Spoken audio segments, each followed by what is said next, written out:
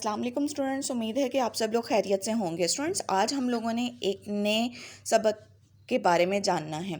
आपका नया सबक है नात। तो स्टूडेंट्स, सबसे पहले सोचें कि नात किसे कहते हैं। आपको जब तक नात का मायने नहीं पता होगा, आपको कैसे पता चलेगा कि नात किसे कहते हैं। तो स्टूडेंट्स, नात कहते हैं वो नज़्म जिसमें नबी पाक सल्लल्लाहु अलैहि वसल्लम की तारीफ़ बयान की जाए। नात किसे कहते हैं? वो नज़्म जिसमें नबी पाक सल्लल्लाहु अलैहि वसल्लम की तारीफ़ बयान की जाए। आइए स्टूडेंट्स, सबसे पहले हम लोग हासिलात तालुम के बारे में पढ़ते हैं कि हासिलात तालुम क्या है। इस सबक की तकमील के बाद आप क्या जान सकेंगे? आप ये जान सकेंगे कि इसके अशार को किस तरतीब के साथ और किस तरीके से दुरुस्त लहजे में हम लोगों ने बयान करना है।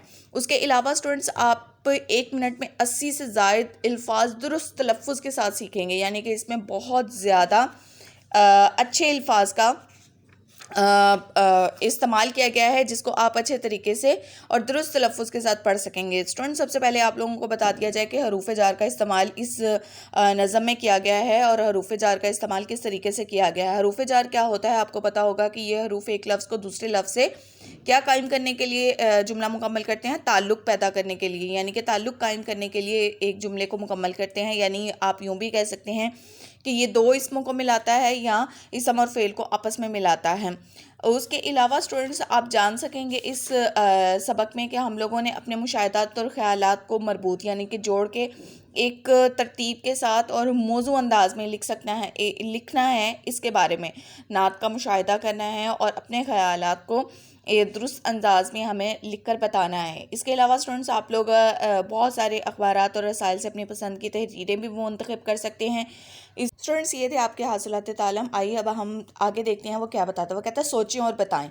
अल्लाह ताला ने लोगों की हिदायत के लिए किनको भेजा है। तो स्टूडेंट्स, आपने प्रीवियस क्लासेस में भी जाना था और आप लोगों ने इस्लामी पॉइंट ऑफ व्यू से भी आपको पता है कि इंसानों की हिदायत के लिए, लोगों की हिदायत के लिए अल्लाह ताला ने बहुत सारे नबियों को भेजा था। प्यारे नबी हज़रत मोहम्मद सल्लल्लाहु अलैहि वसल्लम के कोई से दो औसाफ बताने हैं कि नबी पाक सल्लल्लाहु अलैहि वसल्लम इखलाक के आला तरीन दर्जे पर फाइज थे और रहमतुल लिल आलमीन थे। ये दो वो औसाफ हैं जो हमारे नबी पाक सल्लल्लाहु अलैहि वसल्लम में मौजूद हैं। तो स्टूडेंट्स, हमें इन बातों को, छोटी छोटी बातों को ज़हन नशीन कर लेना चाहिए। हमारे लिए ये बहुत ज़्यादा फ़ायदेमंद होती हैं। तो स्टूडेंट्स, आपको अच्छे तरीके से सोचें और बताएं कि समझ आई होगी कि लोगों की हिदायत के लिए नबियों को भेजा और नबी पाक सल्लल्लाहु अलैहि वसल्लम में कौन से दो औसाफ थे। इसके अलावा भी बहुत सारे औसाफ हैं, आप उनमें से भी कोई दो लिख सकते हैं।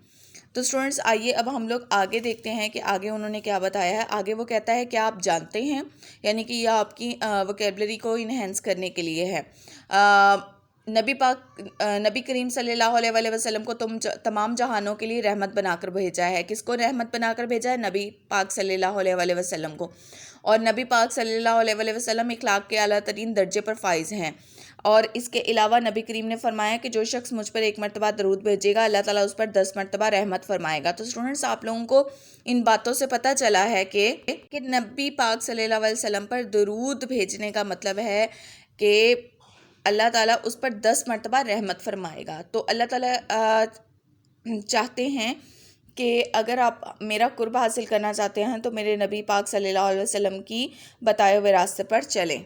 तो स्टूडेंट्स, आप लोगों को अपने हासिलात तालुम सोचें और बताएं और क्या आप जानते हैं कि अच्छी से समझ आई होगी। स्टूडेंट्स, सबक देखें, सबक के ऊपर लिखा हुआ है तलफ़्फ़ुज़ सीखें।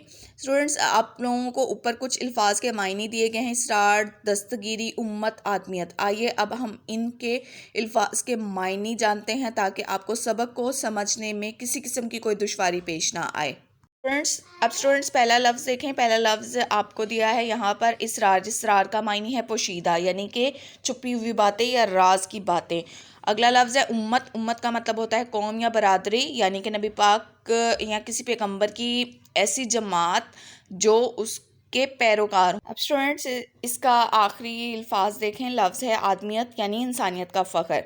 तो स्टूडेंट्स, ये थे आपके अल्फाज के मायने। अब आपने इनको अच्छे तरीके से याद करना है ताकि ये आपको अच्छे तरीके से ज़हन नशीं हो जाए। उम्मीद है स्टूडेंट्स आज का लेक्चर आपको अच्छे से समझ आया होगा।